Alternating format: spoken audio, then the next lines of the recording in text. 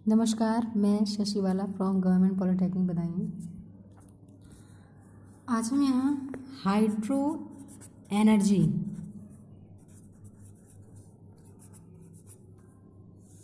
के बारे में बात करेंगे। हाइड्रो पावर या हाइड्रो एनर्जी क्या होती है? जैसे कि आपको नाम से पता चल रहा होगा, हाइड्रो यानी कि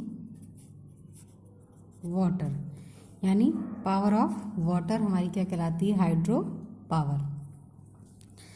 तो जो हमारी हाइड्रो पावर या हाइड्रो इलेक्ट्रिसिटी होती है,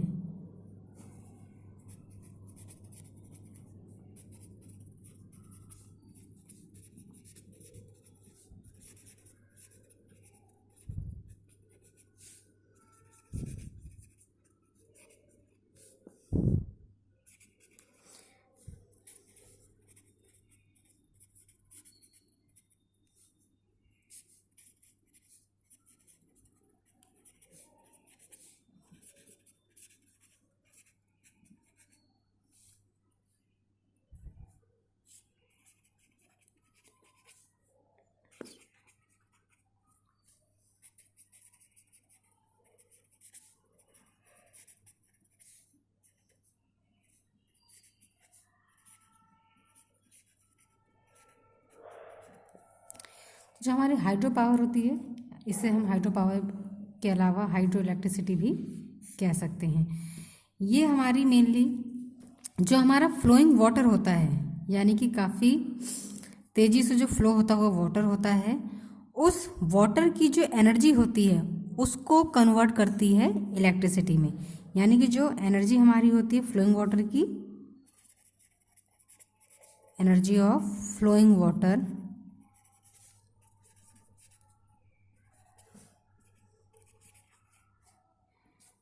is converted into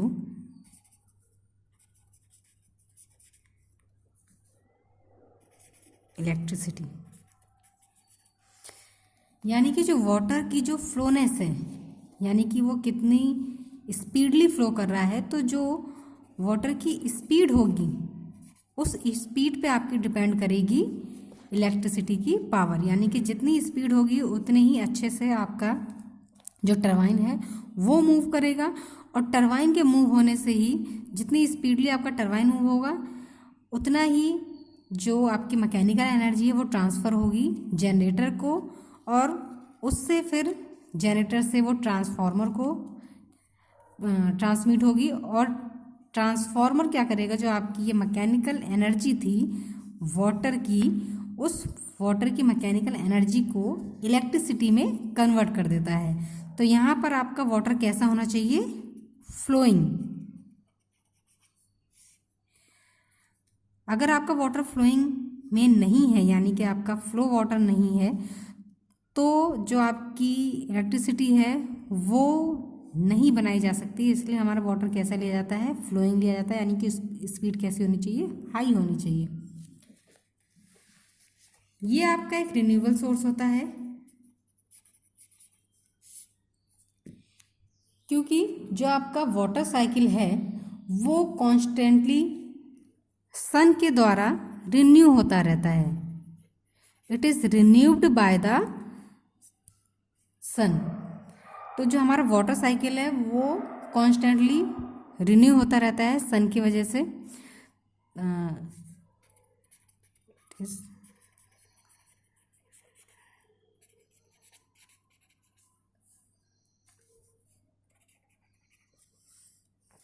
और ये हमारा कॉन्स्टेंटली रिन्यू होता रहता है, इसलिए आपका ये कैसा सोर्स है? रिन्यूएबल सोर्स है, यानी कि खत्म ना होने वाला सोर्स है। तो ये हमारा नॉन कन्वेंशनल एनर्जी सोर्स कहलाता है। तो जो हमारी हाइड्रो पावर है उसे सबसे पहले जो हम इसका सबसे पहले इस्तेमाल करते थे, तो हिस्टोरिकली अगर हम इसकी बात करें तो इसको हम मैकेनिकल मिलिंग में सबसे ज़्यादा यूज़ करते थे। जैसे आपका ग्रेन्स वगैरह को ग्राइंड करने के लिए, यानी ग्राइंडिंग ऑफ ग्रेन, हम मैकेनिकली मिलिंग में इस एनर्जी का सबसे ज़्यादा इस्तेमाल करते थे। लेकिन आज के समय में टुडे जो हमारा मॉडर्न टाइम है, वहाँ पर जो आपके हाइड्रो प्लांट्स प्रोड्यूस किए जाते हैं वो मेनली इलेक्ट्रिसिटी को जनरेट करने के लिए बनाए जाते हैं। इसमें क्या होता है, आपके टरबाइंस यूज़ किए जाते हैं, जैसे मैं आपको ऊपर बता चुकी हूँ। ये टरबाइंस क्या होते हैं, इन टरबाइंस के साथ आपके जनरेटर अटैच होते हैं, जहाँ पर जो आपकी मैकेनिकल एनर्जी है वो क्रिएट की जाती है, ताकि वो मैकेनिकल एनर्जी जनरेटर के थ्रू इलेक्ट्रिसिटी में कन्वर्ट हो जाए। और ये मैकेनिकल एनर्जी आपकी जो क्रिएट होती है वो इस प्रकार होती है, जो आपका टरबाइन होता है, तो टरबाइन रोटर के द्वारा रोटेट होता है। तो जो रोटर आपका होता है, तो जब उस पर आपका हाई स्पीडली जो फ्लोइंग वाटर होता है वो ड्रॉप होता है या फिर गिरता है वाटर टरबाइंस पे, तो वो टरबाइन क्या होता है, रोटर उसका मूव करने जाता है, वो जो आपके टरबाइंस होते हैं वो क्या होते हैं, मूव होने लग जाते हैं। और टरबाइन के मूव होते ही जैसे जैसे आपका वाटर इस पर फ्लो होगा इस तरह से, तो वो क्या होता है, ये स्पिन करने लग जाता है। और टरबाइन जब मूव होता है तो जो उसका शाफ्ट अटैच होता है जनरेटर से, तो शाफ्ट इसका क्या होता है, मूव होने जाता है। शाफ्ट के मूव होने से जो आपकी एनर्जी क्रिएट होती है वो हमारी मैकेनिकल एनर्जी क्रिएट होती है। तो यही हमने बताया कि मैकेनिकल एनर्जी किस तरह से क्रिएट होगी, रोटरी मोशन ऑफ टरबाइन। तो जब टरबाइन का रोटरी मोशन होगा तो आपकी मैकेनिकल एनर्जी क्रिएट होगी थ्रू द शाफ्ट, और ये शाफ्ट हमारा अटैच कर दिया था जनरेटर से, जिससे जो आपकी जनरेटर होते हैं वो आपके इलेक्ट्रोमैग्नेटिक जनरेटर होते हैं। ये जनरेटर इलेक्ट्रिसिटी प्रोड्यूस करते हैं जब आपकी ये टरबाइन क्या होती है, स्पिन करती है। तो जो आपका हाइड्रो पावर प्लांट है, ये जो हमारे नॉन कन्वेंशनल सोर्सेस हैं, जैसे सोलर एनर्जी हो गई, जियोथर्मल एनर्जी, विंड एनर्जी, या फिर आपकी टिडल एनर्जी, वेव एनर्जी, इस तरह के जितने भी हमारे नॉन कन्वेंशनल सोर्सेस होते हैं, उसमें सबसे ज़्यादा रिन्यूएबल एनर्जी या फिर सबसे ज़्यादा जो हमारा कंट्रीब्यूटर होता है पावर का, यानी कि जो हमारा लार्जेस्ट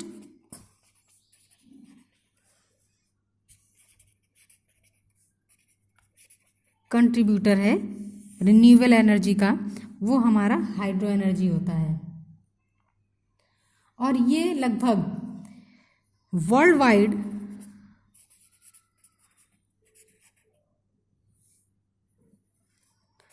6.7%, पूरे वर्ल्ड का 6.7% इलेक्ट्रिसिटी हमारी हाइड्रो एनर्जी के द्वारा प्रोड्यूस की जाती है। हाइड्रो पावर आपकी एक अबेंडेंट यानी कि प्रचुर यानी कि पर्याप्त मात्रा में, तो हाइड्रो पावर आपके पास अबंडेंट फॉर्म में उपलब्ध होता है। और ये हमारा पावर सोर्स का सबसे लो कॉस्ट का पावर सोर्स होता है, यानी कि जो वाटर है हमें काफ़ी आसानी से मिल जाता है, चाहे वो रिवर के फॉर्म में मिले या फिर लेक की फॉर्म में मिले, किसी फॉर्म में आपका रिवर आसानी से उपलब्ध हो जाता है। तो जो इसका सोर्स है अबेंडेंट है और ये काफ़ी लो कॉस्ट होता है, और इसके साथ ही ये आपका फ्लेक्सिबल और काफ़ी रिलायबल यानी कि विश्वसनीय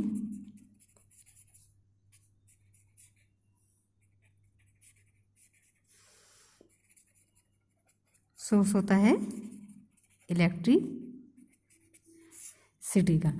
तो ये हमारे हाइड्रो एनर्जी का एक बेसिक डिस्क्रिप्शन था। इसके बाद हम अगले लेक्चर में इससे रिलेटेड टर्म्स के बारे में बात करेंगे।